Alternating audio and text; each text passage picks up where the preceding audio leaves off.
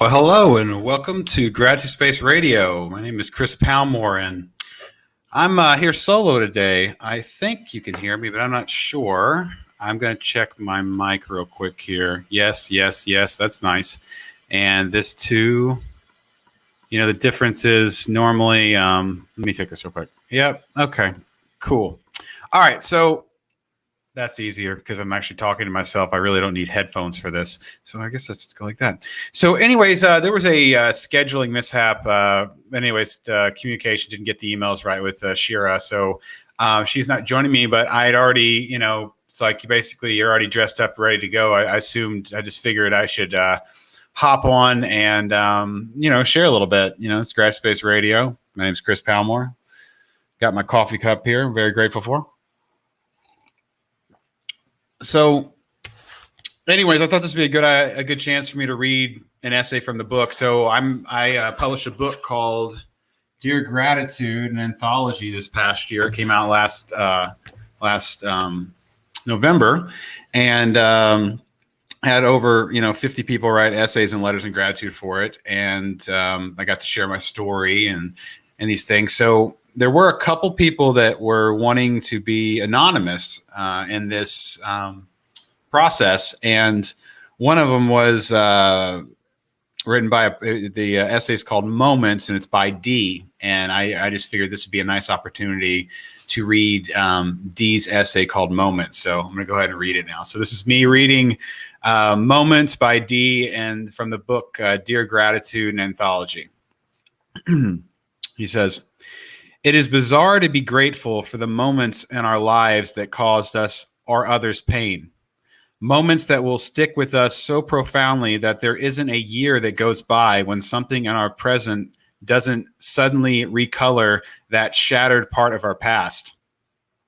As I recollected on where I am now, living a life that I strive to have filled with action, passion, purpose, and love instead of regret, I cannot think of a single thing that I've learned because of beauty.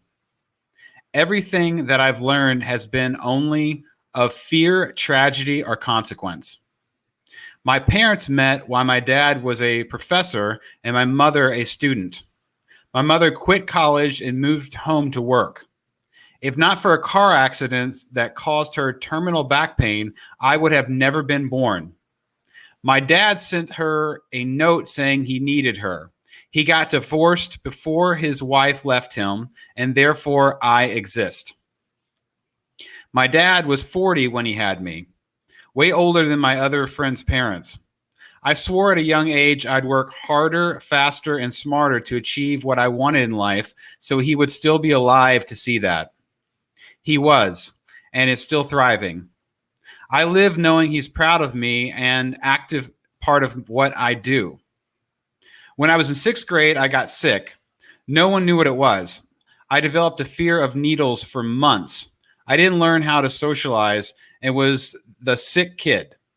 It gave me a distorted view of reality I'd never escaped, like being able to run a 7-minute mile and thinking I was still overweight. The problems don't show that, but my memory lies to me every day. Sorry, he said, the photos don't show that, but my memory lies to me every day. If our memory is informed by emotion, by trauma, can we trust it to guide us, or do we need to develop perspective and practices to counter ourselves? I did. From this experience, I developed a resolve that is indignifiably, I can work through immense exhaustion and pain, shrugging it off to achieve what I want. And my sense of humor carries me through all of it. I quit classical piano a year later, and only to come back into it because of grunge rock. I started to improvise and then compose, creating a path for my inner emotion that had lasted 29 years and counted as a composer. When I face a holes in my life, people who threaten my ability to do my work or insult me, I know that they can never take my music away from me.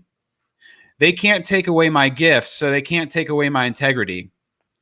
Socialization remained humiliatingly in high school. I never let on because I developed a stoicism in my reaction, except when I was playing or acting except when I was acting or playing piano, which led me to a gradual but then sudden launch in my career, working for people where I couldn't show my emotion or disdain for how they treated others.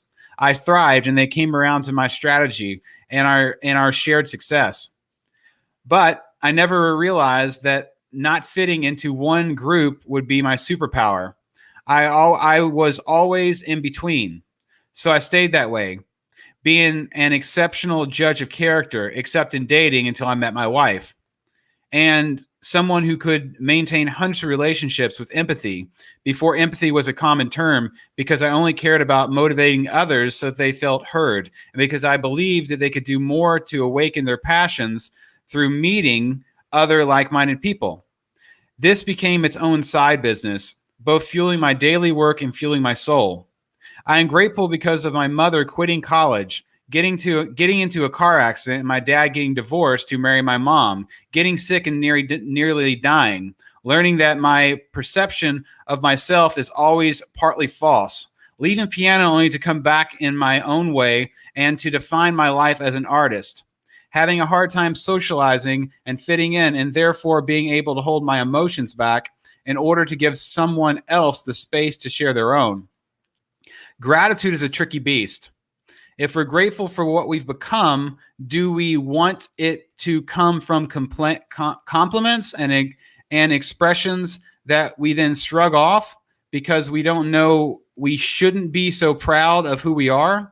Do we want it to come from lessons learned that still haunt us?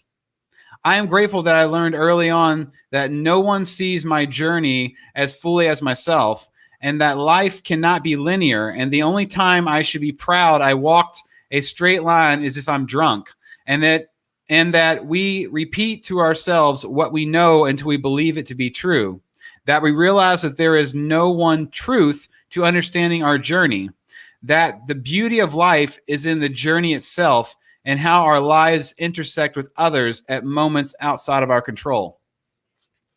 So that was me reading from Dear Gratitude Anthology, reading Moments by D. So I appreciate you allowing me to have the time to share that essay from the book, and I hope you have a wonderful day. And tomorrow I've got some really cool stuff.